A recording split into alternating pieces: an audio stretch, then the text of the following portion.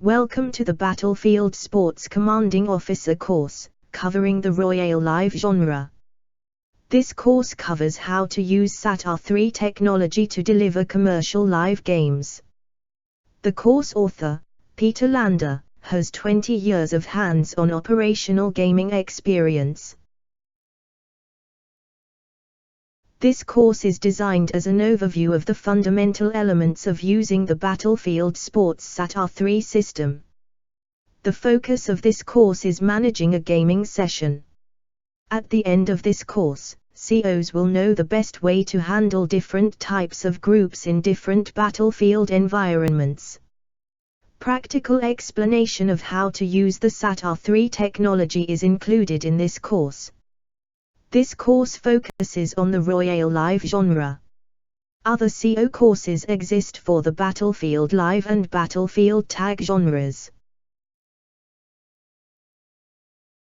Delivering enjoyable live games in a safe and efficient manner is the primary purpose of the CO. This includes running on time, making sure customers are effectively communicated with, at each stage of a session, and managing staff.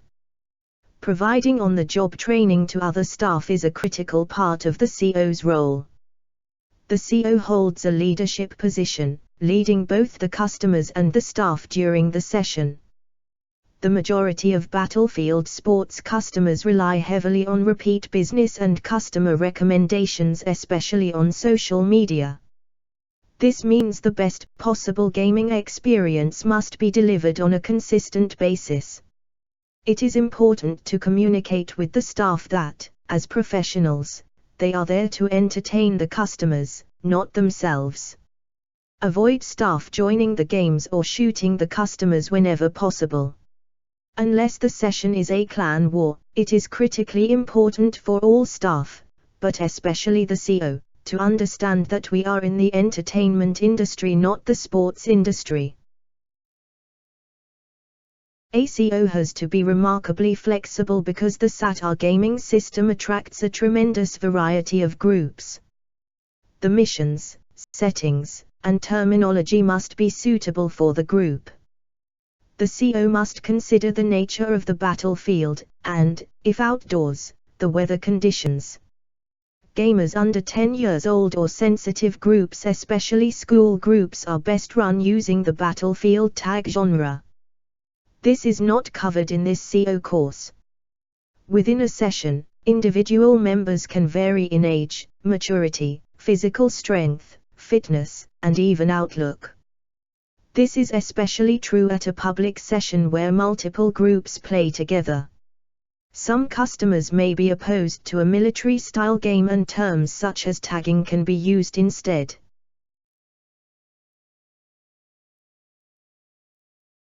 A CO's priority, at any session, is to make the game's age and experience appropriate. The more experienced the gamers are, the more challenging the gameplay can be. The following 3 slides will provide guidelines for each age group. Preteens are typically quite familiar with first-person shooter computer games. This means they are excited to relate their real-life gaming experience back to their online experience. The Royale Live genre has similar mechanics to popular games like Fortnite and PUBG. Mission-wise, we recommend running games like Electronic Capture the Flag with a supply crate, Team Deathmatch with multiple supply crates, or Domination with multiple supply crates. Supply crates provide upgrades. The randomity of each upgrade enhances the experience. But, because it is always an upgrade, the challenge is getting to the box, and no one is left disadvantaged after reaching the boxes. These areas will be the center of action as well. They act like secondary objectives. Gamers lose any medical aids or shields when they respawn, but do retain any weapons collected from a supply crate. For very large groups, multiple domination boxes should be used along with multiple supply crates. Make the experience as close to a first-person shooter game as possible. All the same pre-teens missions can be run, and for public sessions, those simple missions are a good choice. As a follow-up, the heist mission or battle royale are good choices. These missions are suitable for older groups, teens, youths, and adults. If your players need a slower game after the action-packed missions, we recommend the team deathmatch.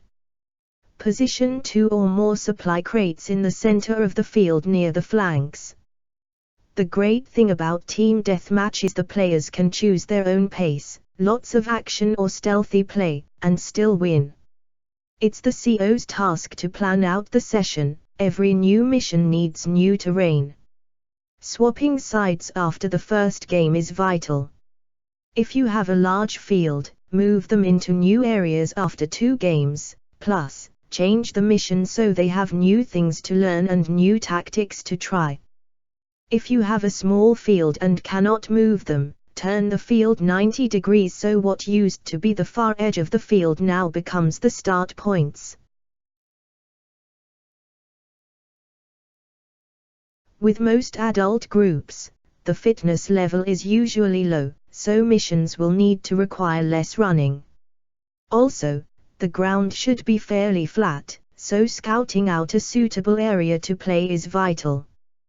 When running a corporate team building rather than a corporate fun session, the Battlefield Live genre with predefined characters is a better fit than the Royale Live genre. Battlefield Live also suits the VIP escort mission. If you have less than 50 gamers, the single-point domination is a great choice. This is a simple, team-oriented game that does not require as much running as electronic capture the flag. If you have more than 50 gamers, expand the center of action with 3-point domination. After 2 15-minute domination games, let the players have a break. This allows them to rehydrate and rest while you prepare the next round of games. With a slightly more energetic adult group, the heist mission works very well. Adults often enjoy a slower-paced stealthy mission, especially if they are struggling fitness-wise. The best option in this case is the team deathmatch without supply crates. This is a great game to finish off the session. Some corporate groups, especially company executives, prefer live-action role-play. This is a high-end option suitable for up to 12 players.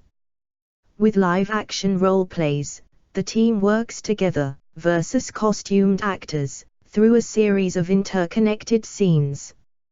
Details can be found in the Advanced Games Handbook. It is very important that over a normal session each team wins at least one mission. This means that games have to be subtly adjusted by the staff, unless running a clan war or competitive tournament. Changing the hit rate is the best way to adjust the team balance in SATR3. Other options can be too obvious to the players. This option is found on the Master Controller Radio Commands menu. The lower a gamer's hit rate is, the harder it will be for them. Once each team has won one game, then all subsequent missions should be fair, no adjustment. Assuming gamers were originally set to standard difficulty level, which has a default hit rate of 1/4 of a second, then before the second game, change the winning team's hit rate to 1/10 of a second. If, after 2 games, the same team has won both games, change the losing team's hit rate to 1 second. If the same team has now won all 3 games, change the losing team's difficulty level to easy, via radio commands on the master controller. This will ensure everyone has a good time.